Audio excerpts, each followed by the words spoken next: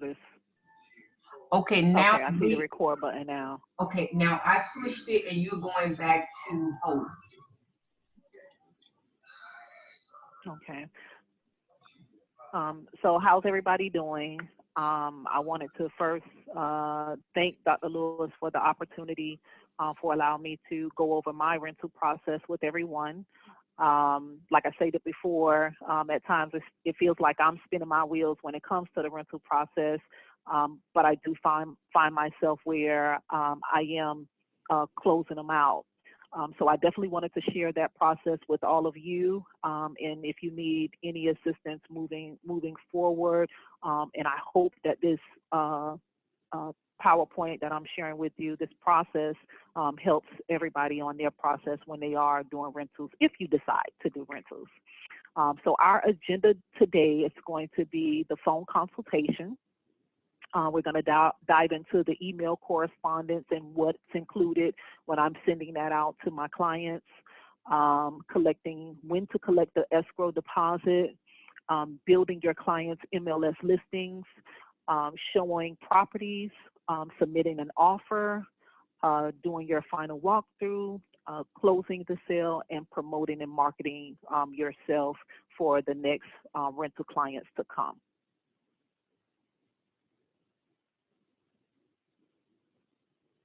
I don't know how to. All right. So what does the phone consultation consist of? Anytime that you receive a client, you want to take a moment out, or if you receive a text message, you want to set up a time to do a introduction of yourself, a phone consultation, just to get a quick overview of that person, their needs, and how you can assist in the process. So the first thing you definitely want to do, you want to introduce yourself, you want to brand the interaction as you are a K1 agent. Find out about that client, why are they choosing to rent versus buy. What are they looking for in an agent? So you definitely want to make sure that when you're talking to that particular person, you want to find out how can you gel well together to get the job done, which is to get them to the rental location of their desire. You want to capture the information about their needs, showing that you're listening in the process. When they're giving out the information, you know, that as women, I don't know if any guys are on the line, but as women, you know, that's important to us to feel as though that someone's listening to us, and for us to go back and share that information with that person, what they stated, you know, that always is a win for that particular person. It shows them that you're listening and you care about their needs. You also want to talk about the funds in the escrow. In that conversation, the reason why you're talking about funds at escrow, because you want to know if this is going to be how long of a time frame are we looking at when it comes to getting them to the rental, because it is going to take money. It's going to take a down payment. Some locations ask for first, last, and security. Some of them ask for first and security. Some of them just, you know, take the first month's rent. So you want to set the expectation and ask your client, you know, which one will work for them. So that way you can tailor those listings that you find to what your client needs. So you don't want to waste their time showing them a property that they don't have the money for. One of the things that's also key, when you're reviewing the information or talking to them, let them know that sometimes it's the homeowners are looking for people that make 3 times that rent amount. So you can have an idea like, oh, I can afford $2,000, but they're not taking into account with that $2,000 that they still have to pay lights, water, and in their phone bills, their additional bills, anything that they have going on personally, their car payment. Sometimes they just throw numbers out there and say that they can afford something, and it's not really the case. So you definitely want to be a guide to your client and make sure that you're not taking too much of their time and they're not taking too much of your time with the process. So finding out and doing that consultation in the beginning is very key, and making sure that you unfold all of those different layers so that you can get that client into their rental property. All right. If you choose to have a have them come into the office, you can, but that's not something that I've been doing. I've been more so speaking to them over the phone, assuring them that I can assist. And then when we're finalized with that particular process over the phone, I let them know. So what I'm going to do is I'm going to send you an email correspondence. And in that correspondence, there's going to be an application that I need you to complete. And there's some key questions that I need you to answer for me, so that we can make sure that we're getting you in the best property fit for your needs. Okay. So in my correspondence, I'm providing them with a formal letter. It's going to be their application attached, and it's going to be a rental questionnaire. So here's my formal letter. Feel free to use it. I have it branded with our K1 logo, my face, so that they can see who they're working with. Because sometimes you'll find where someone will just refer a person, they don't know you from Adam. So I want them to see who they're talking to, so that they'll have an opportunity to make sure that I am a real person, because sometimes they get a little skeptical when it comes to passing out money. So I want to assure them that I am a real person. I work for a reputable company, and I want to ease them in the process and making sure that I can get the job done. So my letter consists of thank you for choosing Durshan Burke, licensed realtor. I'm here to provide you with a K1 professional experience. Please provide the documents listed below to start your rental process. And I have everything listed there of what they need to use to move forward. Once I get all of that these documents back, here's the rental application. It has their current landlord, their employment information, their residential history, like to capture references, credit references, and then you have them to sign.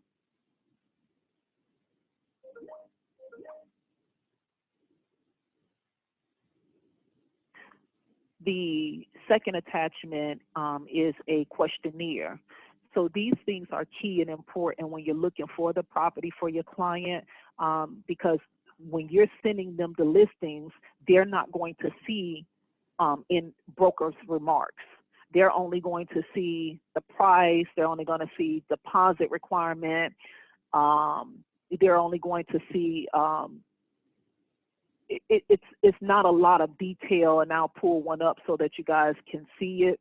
It's not a lot of detail for the client to take the understanding that, oh, well, I don't have a 650 credit score, or I don't have a 700 credit score, which is some of the requirements when you are pulling up your client's listing. They can heart something, but when they heart it, it's not going to show to them that it's a property that's fits their description. So here you can see I'm just giving you an overview of some of the listings of how my client receives it, because I set them up on autopilot. So here's one of the properties. When I click on the property,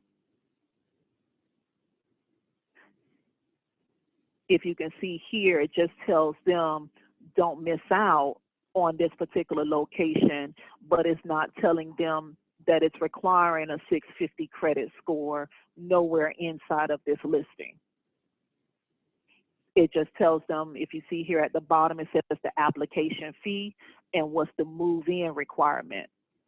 It also tells them that association approval is required for this location, but our job would be to make sure that it fits and it's tailored for our clients. Okay. So this is the application that'll help guide you on how to search for those properties for your clients.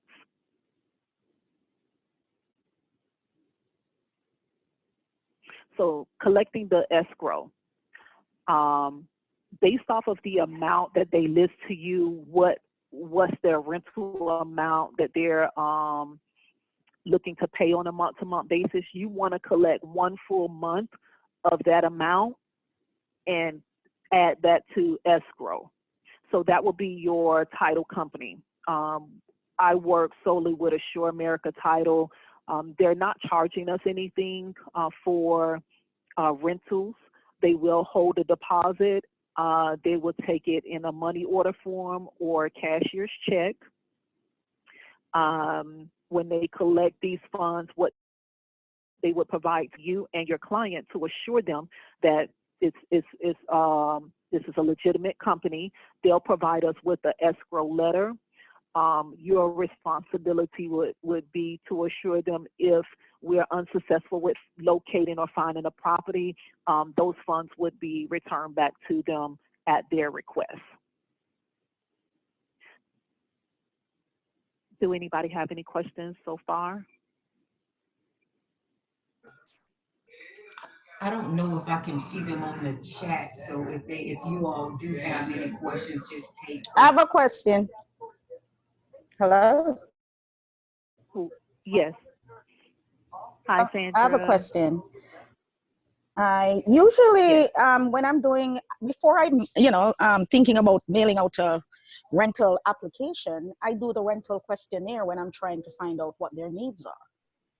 Because if they, if their credit score is very low, or they're, they don't have the the first, last, and security or stuff like that, then it doesn't even make sense start looking properties for them. So from the questionnaire, I determine whether this person's a viable renter. That instead of wasting my time. I'm glad you pointed that out, because one of the things that's key when we are looking for helping clients with rentals, keep in mind is property. And we don't know until we ask, when we dive into contacting the listing agents and finding out. Just a few months ago, I want to say back in January, I had a client, her credit score was in the 4s. She told me early on that her credit score was, jacked up, but she has a legitimate job. She has been having some problems trying to get her credit score up because she's been, up and down with her kids and things like that. But she works for the county, and you have a lot of county employees are low credit scores, but they're making the money. They're staying somewhere right now. So it's our job to tap into our communication piece of it when it comes to our peers. So the peers would be that listing rental agent, and you're asking them, hey, I need help. And this is the exact conversation that I had with that agent. I said, I need help. I have a client. She has the funds. She has the job to show that she's working, and she makes good money. However, but she has had a downfall when it came to her credit score. And I wanted to see if you can reach out to your client to see if we can get your client inside of this location. Yeah, well, yeah, of course. If they're able to pay the rent, fine. If their credit score is low, it doesn't deter me from finding them a property, because it depends on the property they want. Will determine what their credit score will be. The landlord will determine what credit to accept, or whether they'll accept an eviction that is 10 or 12 years old. So I've spoken to a realtor already about that with a client about that. And, I don't let the credit score or the eviction deter me. As long as they're able to, to make that monthly payment for the, Correct. you know, the price that property that they want. So Correct. My questionnaire is not to determine if I'm going to work with a client or not. My questionnaire is just to know that I'm not wasting their time and I'm not wasting my time. And when I say not wasting time, I don't want to go take you to a property and I know in the broker's remarks, it says that this person, they're looking for a tenant that has a 700 credit score. So you're focused on the glitz and the glam particular property, but you don't qualify because you don't have a 700 credit score. So half of those, I'm not going to waste my time and go and show you that location. If inside of here, I'll bring it back over at the very bottom, if my client hearts this, which my client can do, they can save as a favorite. And when they save as a favorite, that's going to come back to me. And I'm going to look in the broker's remarks and I'm going to just note back to them, this is a very lovely property.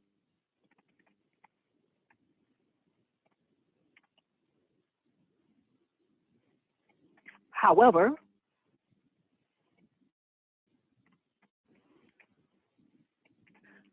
$700 credit. And I just add the note. My client can see right here that this note came from me. Very lovely, but they're asking for a 700 credit score. So you want to not shy away from the property, but they want to know that you're working for them. And with doing that when they took that survey or filled out that questionnaire, you're just reporting back, let's move on to the next property because this one is not going to be something that we're going to get approved for.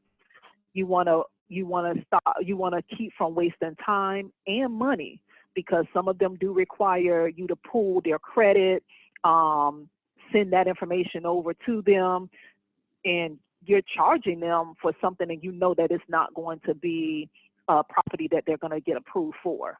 So you want to remain credible to your client, and you also want to make sure that you're not wasting a lot of time, especially if they're faced with a deadline. Okay.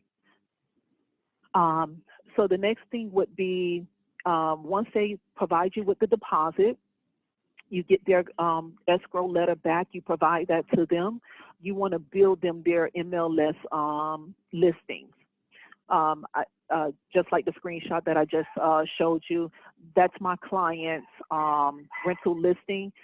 So I created that for them and I set them up on autopilot.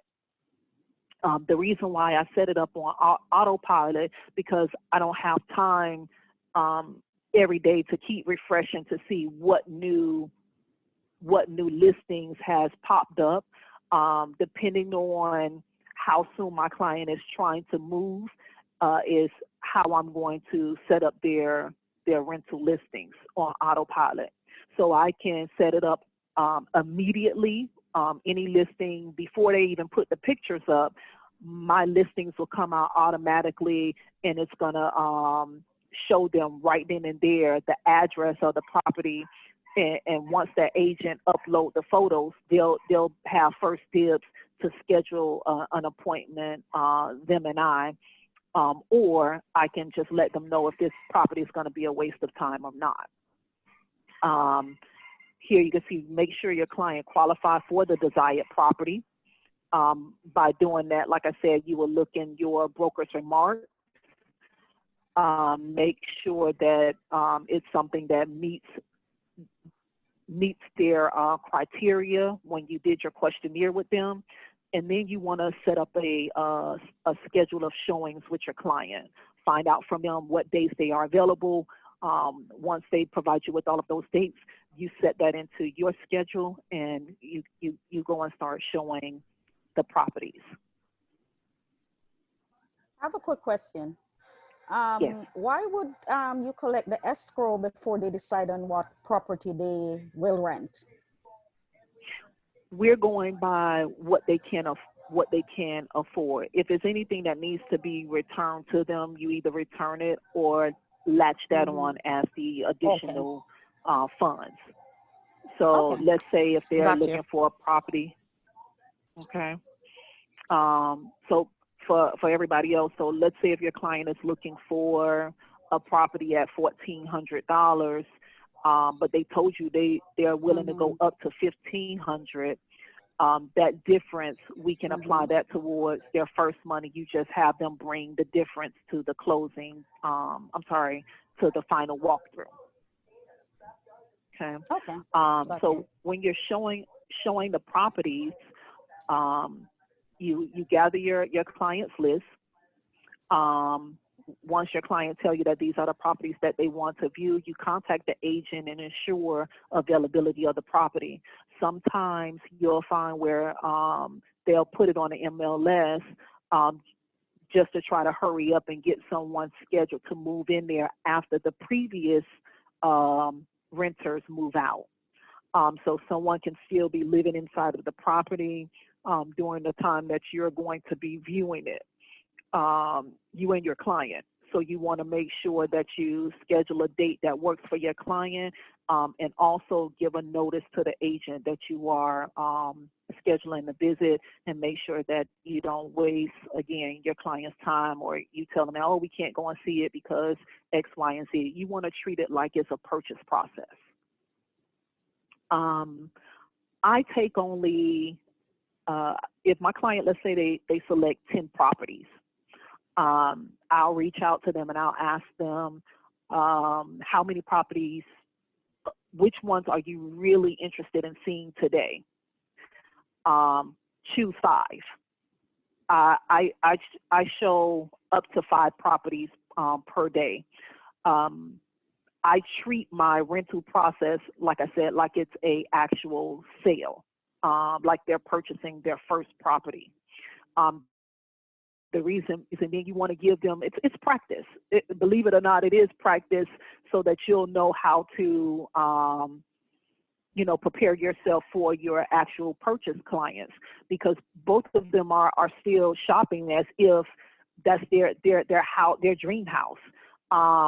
They're picky. Oh, I don't like how that garage looks. They're the same as your purchase clients. So I treat them the same. I give them a sheet. While we are looking, write down the things that you liked about this particular property, what stood out to you, what's something that out of the 5 that we saw, which one was your favorite. At the end of the day, I want to find out, is it any of these properties that they wanted to put an offer in on? And if they decide, then we'll go back and I'll provide them with the contract to lease, and I'll start preparing everything for them. So if they do decide to choose one of those properties, I'll submit an offer for my client's choice.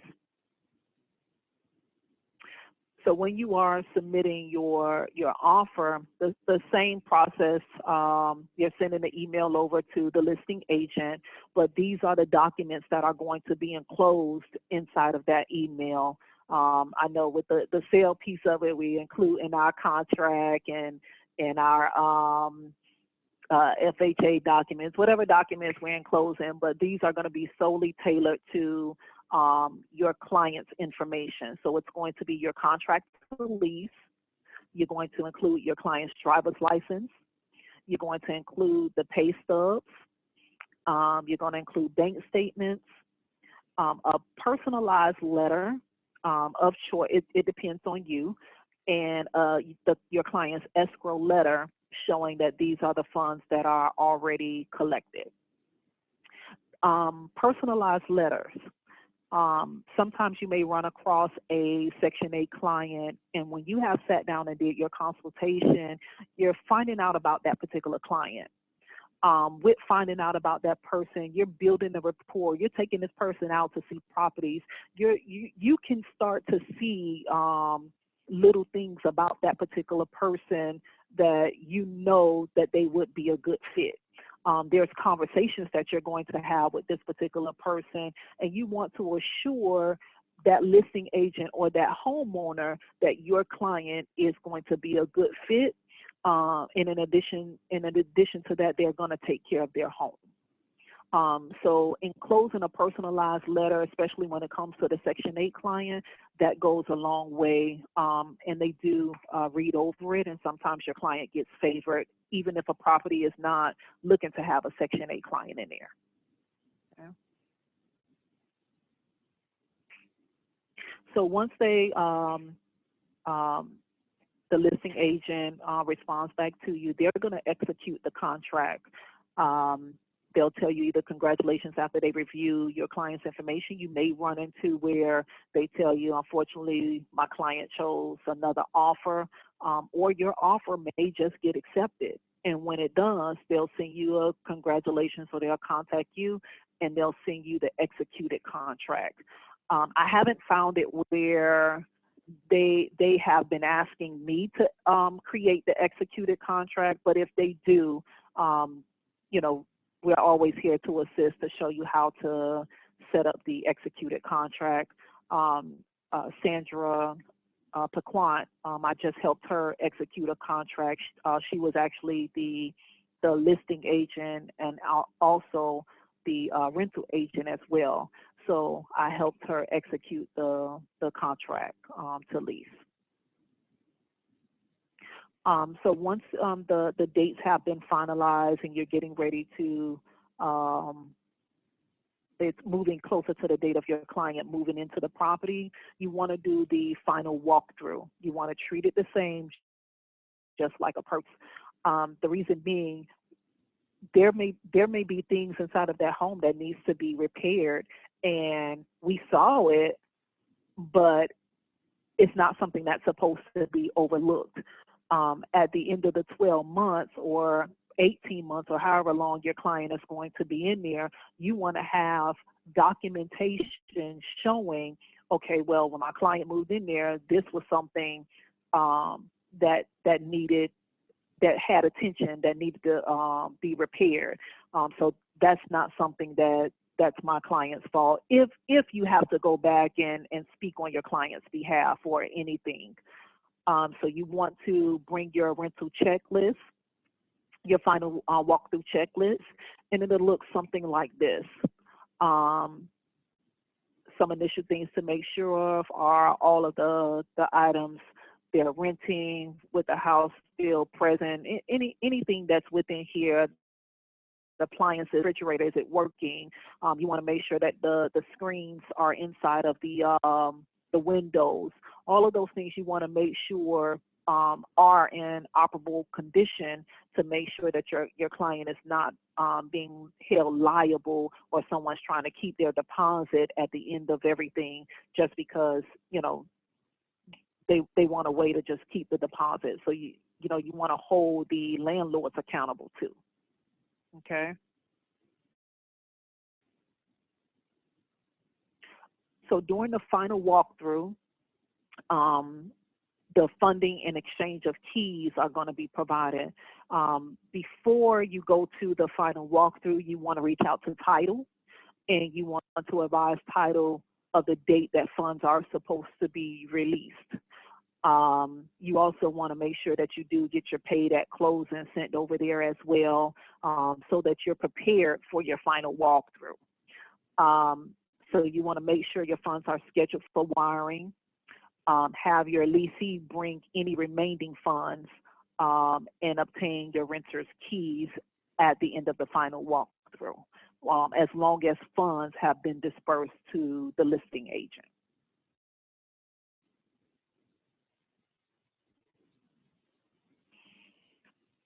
So all of this is also done inside of Form Simplicity. So you're going to finalize your Form Simplicity as the process is going. So once everybody has signed a contract to lease, that should have already been inside of Form Simplicity. The proof of deposit, that's early on. Your client gave that to you prior to you even going to see the properties. When they turn those funds into title, that escrow letter was provided. Those things should already be inside of Form Simplicity.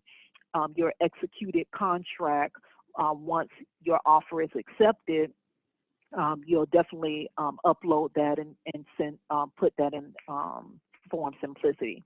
any addendums, let's say if they had to push back the date of move-in, or the date was going to fall, or your client decided, hey, it's empty now, I can move in 5 days earlier.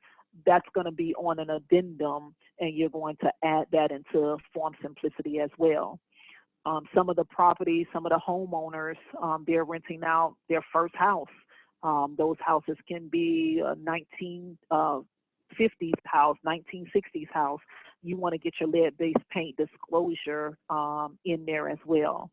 And once you complete your final walkthrough, you want to upload that and put that in the file as well, just in case, so that you can refer back to it if you have to assist your client with anything when it comes to getting their deposit back. You want to have your paid at closing uploaded in there, and make sure everything is submitted, and close out your file. Okay. Does anybody have any questions thus far?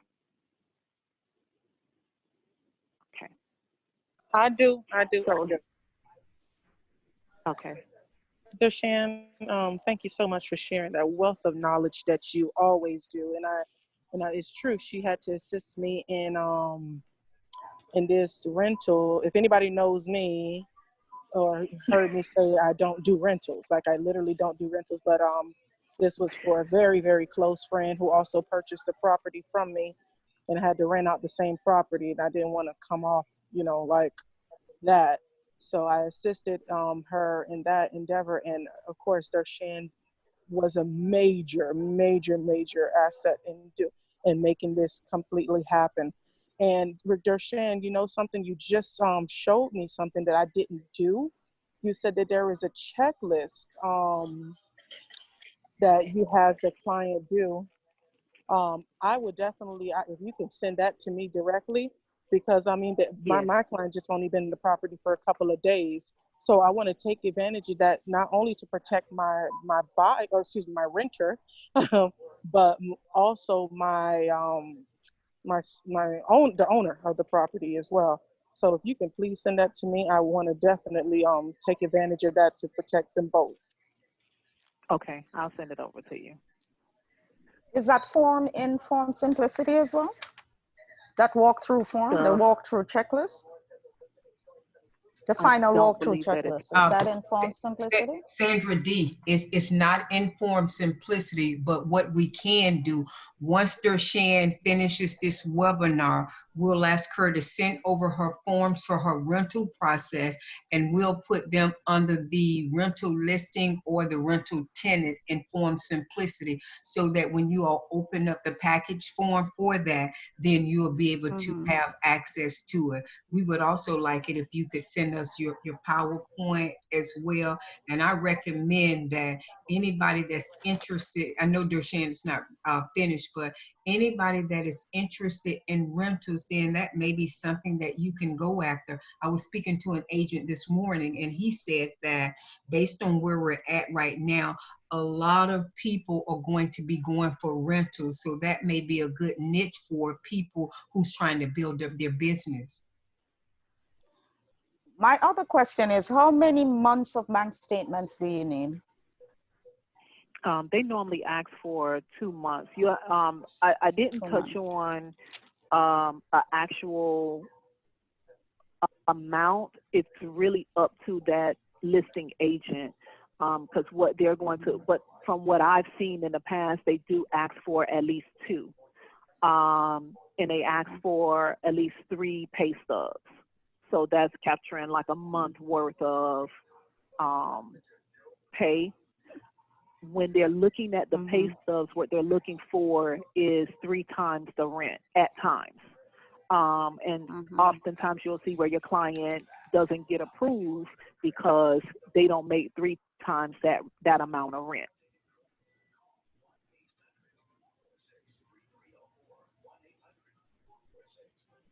But mostly in the broker's remarks, that listing agent will tell you what they're looking for, what's the credit requirement. If not, you have the opportunity to give them a call and find out, because your client is going to be asking, hey, I like this property. can we go see this property? And it's going to help you to save time and energy and money and gas if you do your due diligence and reach out to that listing agent to find out all of the pros and cons to ensure that this is going to be a good fit for your client. So once you finalize everything, once you get into at the time of the final walkthrough, that's it. You are there. That's it. Because they're giving you your client is giving the funds to the listing agent, and title is releasing any funds to you and the listing agent at that point in time. That deposit that you're collecting, at times you'll find where that deposit is your funds. So you want to make sure that you are collecting that and having that inside of the title company to ensure that you are getting paid for the transaction, right? Take your picture with your client, just so that you can, you can ask your client, hey, if you know anybody else that's looking to rent, buy, or sell, have them give me a call if you like the services that you receive. At that point in time, sometimes, it's people move on. It's not always a opportunity where they're going to refer you. So you take your picture, you do your own promoting for yourself. So you promote yourself. You want to make sure that you're doing everything that you can. You take that picture, have Dr. Karen post it in our chat. It boosts morale. And in addition to that, you post it on your pages. You want to get as much information out there about yourself to help you to make the most money possible when it comes to the real estate business. Where it keeps me busy and it helps me to practice. So when I do get a client that's looking to purchase, I already have my documents in place as to what I'm going to use when I'm taking my client on a visit. I put all of my showing, anything that I'm going to show them, I add it inside of a portfolio. So I show them, I have my sheet in there if they have any questions, and I bring them a pen. Yes, they are a rental, but on the flip side of things, that's helping me to practice my professionalism, my abilities to be a great sales agent. So when those people are reaching out to me, I'll have an opportunity to show them what K1 Realty Group is about. I'm promoting myself, and I'm doing that on Facebook, Instagram. You want to promote yourself from your business cards. Have your business cards listed with you work with buyers, sellers, and renters, commercial. When you're at social events, you want to make sure that you're talking, you're networking, you're telling people about what everything that you do for clients. I'm not. You want to YouTube it, you can. Snapchat. When you're at some of the properties, Snapchat that to some of the people that you're that's following you on Snapchat, so that they can see that you're doing rentals, you're working with a client. Connect with people on LinkedIn. Have that under your social information. Word of mouth is everything, and email marketing as well. So you definitely want to make sure that you get yourself out there, because while you're waiting on someone to purchase, you can be cranking out at least 2 to 3 rentals per month. All right. So, and if there are $1,000 rentals, that's $3,000. When you think about it, you're waiting on someone to want to sell or buy a cash deal at $150,000, and that just gave you the money that you were looking for. And that's great information. And even to take it a step further, if you say that I want to be a rental agent, there is so much money in there. Imagine if you can close about 5 of them, you can get a whole month's salary. And like she said, is that, like Durshan said, is that when after that, she treat her business, she treat the rentals just like they are buyers, just like they're sellers. It does not matter. And she can take it a step further, and I know Durshan does this. Stay in contact with them and put them on a year's plan and say, we're going to let you stay here 1 year, and then after that we're going to get you into that dream home of yours, because they definitely become buyers. When Durshan came in the business at K1 Realty Group, she had no clue on how to do the rentals. I didn't show her, but she went and did her own research, and she figured it out, and she came up with a system on how to be successful doing these type of deals. I applaud her. That was my piece. I'm here if you guys need any help. I look at the business. It's a wealth of money that's out there, and I haven't even tapped into the rental process. You have rentals that's $3,000. You go on the beach. If it depends on where you do your rental process, and there's a lot of people that's renting on the beach.